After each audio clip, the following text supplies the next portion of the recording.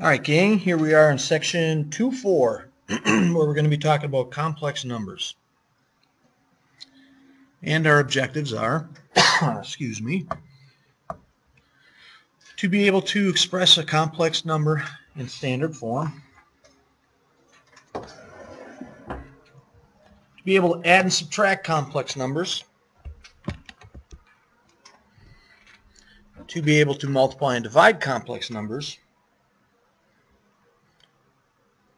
and to be able to find and use complex conjugates, and obviously you'll know what that means when we get there.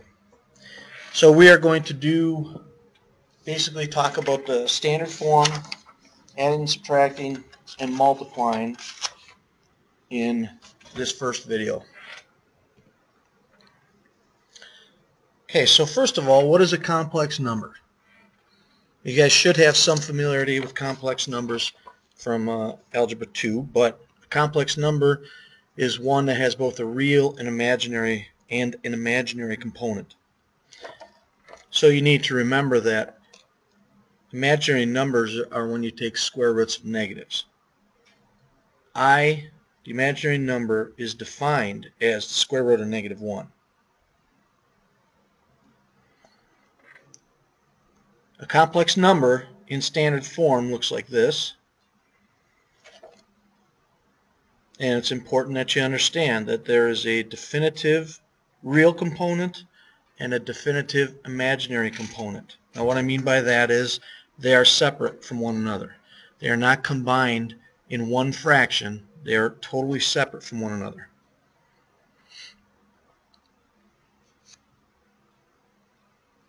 Okay, why complex numbers?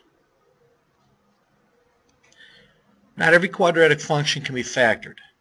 Even if it can be factored, not every solution is real. For example, y equals 3x squared plus 2x plus 1. To solve this function, you'd need to use the quadratic formula.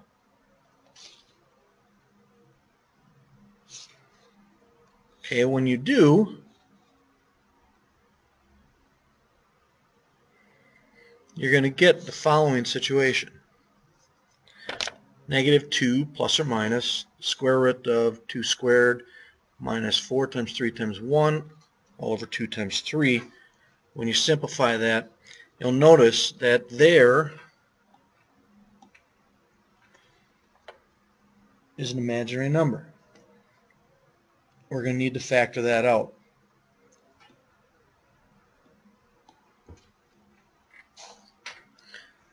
And when we do, we get the following solution, and I want to point out that you'll notice that the final answer has a real part and an imaginary part, and they are both separate from one another. They're not combined on one fraction.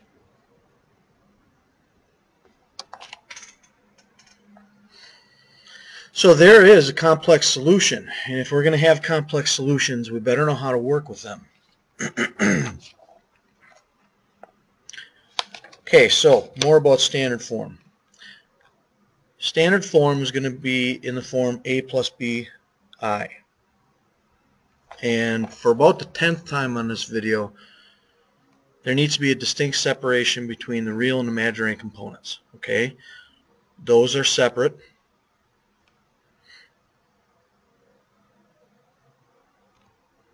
That is not. Okay, it's under a single fraction. So we are going to use this form, not that form, in case that big not symbol there wasn't clear enough for you.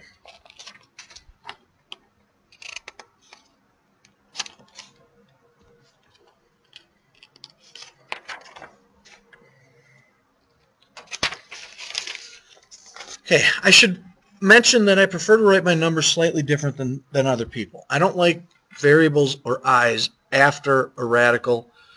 To me, it's too easy to look like the variable belongs under the radical when it is in fact not under the radical. What I mean by that is I write I squared of 2 rather than the square root of 2i. That's my own personal preference. I'm hoping that you guys will stick to that. But just so you know, that's not the way the whole world works. That's just the way I look at things, which, as we already know, can be very strange. Okay, I write 3x square root of 5 rather than 3 square root of 5x. Okay, just my preference. Probably drives some people bonkers as much as the other way drives me bonkers. So, now that that public service announcement is out of the way, let's talk about standard form again. First and foremost, each part must be in simplest radical form. Okay, in that last answer, when we had the square root of -8, you need to express it in simplest radical form. The square root of 8 breaks down, well, first of all, you got the square root of -1, and you got the square root of 4, and the square root of 2. Okay, this is I, this is 2, this is square root of 2. So you can't leave it with the square root of 8. You got to break that into simplest radical form. And you should also pull out any i's before applying any mathematical operation. And that's in the interest of maintaining the complex nature of the problem and not losing it through multiplication. In other words, if I had 5 minus negative square root of 2, I need to rewrite that as 5 minus I square root of 2 before I do anything else. Okay, so now I think we're ready. We've talked about standard form. Let's work on adding and subtracting. The only thing to keep in mind when adding or subtracting complex numbers is that real and imaginary terms are not like terms. You can add or subtract reals with reals. You can add or subtract imaginaries with imaginaries, but you can't mix.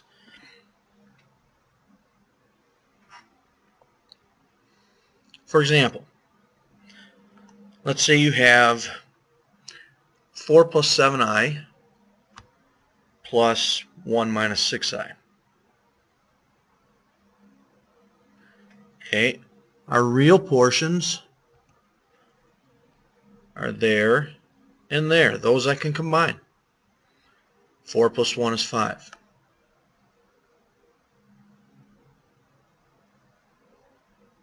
The imaginary portion,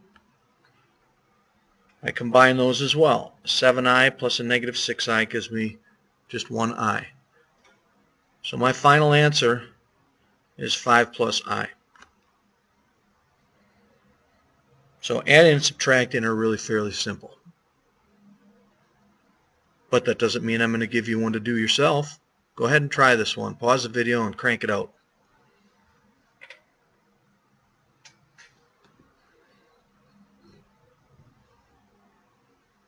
Alright. The real parts are 1 and 4, which gives us -3. I should say 1 and -4. The imaginary parts are 2 minus -2, or 2i minus -2i, which gives us positive 4i. And there is our answer. Go ahead and try this one. Ooh, there's 3 of them.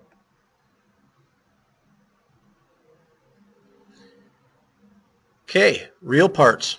5 plus 3 minus 8 gives us a big fat 0. The imaginaries, -i plus 4i minus another 3i. Well, that gives us 0 i's as well. Okay, if there is no imaginary part, there is no imaginary part. Our final solution is just 0. Alright, let's talk about multiplying. For multiplying, as always, you do not need like terms. But you need to remember that taking 4 times the square root of 2 is 4 square root of 2.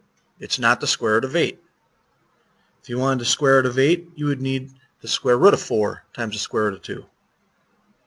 Alright, so you're never going to put a real under the, or a rational underneath a radical. You're going to keep them apart. Okay, but if you have square root of 2 times square root of 5, that is the square root of 10. Those are both radicals that can be combined under radical. And then you need to remember to pull your eyes out before multiplying. Not those eyes.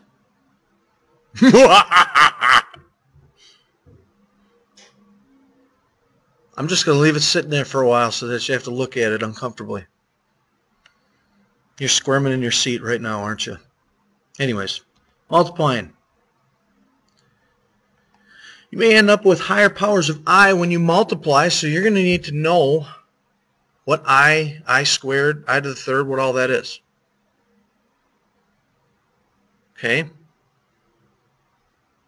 No answer will have an I with a degree higher than 1. You'll always factor it out to something simpler. Okay? So, this is kind of an important cycle that you're about to see here. I want you to pay attention to it and remember it, because you'll have some very simple problems that are expressed in this way. And if you recognize the pattern, it's going to be pretty simple. Okay, so here we go. We know that I to the 1 is just I. But I squared is the square root of negative 1 squared. And the square and the square root undo each other, so I squared is just negative 1. Very important. I to the third can be broken down to I squared times I. I squared is negative 1, and I is just I. So I to the third is negative I. And I to the fourth is basically I squared times I squared, which is negative 1 times negative 1, which is positive 1. Okay? These numbers are important because they continually repeat. Because if you had now an I to the fifth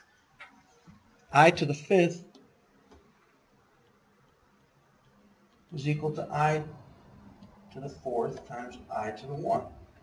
Well, we already know that I to the fourth is just 1, so basically we don't even have to worry about that. All right, so here's the repeating cycle. I to the fifth, I to the sixth, I to the seventh, I to the eighth, they can all be expressed as I, negative 1, negative I, and 1.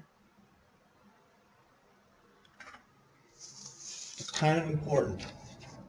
So if you had a super high power of I, you could use the fact that it repeats every 4 terms to simplify it very easily.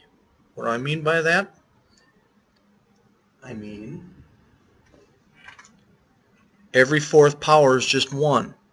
So every 4th power, we can essentially ignore everything underneath it. Okay, so if we had I to the 73rd, we could rewrite that as I to the 72nd times I to the 1. Okay, why I to the 72nd? Because 72 is divisible by 4. Okay, so this is a multiple, or I should say what do I want to say? A higher power of I to the 4th. It's like I to the 4th. Oh, what is that? 18 to the 18th? So if you know that I to the 4th is just 1, you have 1 to the 18th, which is still 1. So you can essentially ignore that 4th power, leaving you with just I to the 1. I to the 107th. Well, we can break that into, let's see, 104 is the nearest power of, or multiple of 4. So then we'll start at I to the 3rd. Okay? 107 equals 104 plus 3. Okay? I to the 104 is just 1. So we're left with I to the 3rd.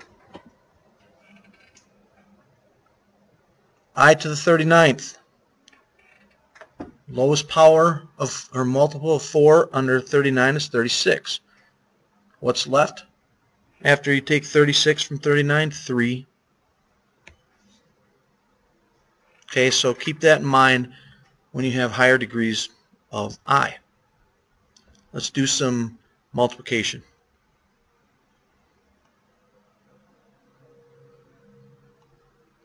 All right, I'm going to leave these for you to do. Pause the video, and nope, I'm not going to give you the answers on this video. You're going to have to do them and find them on the next one. Adios.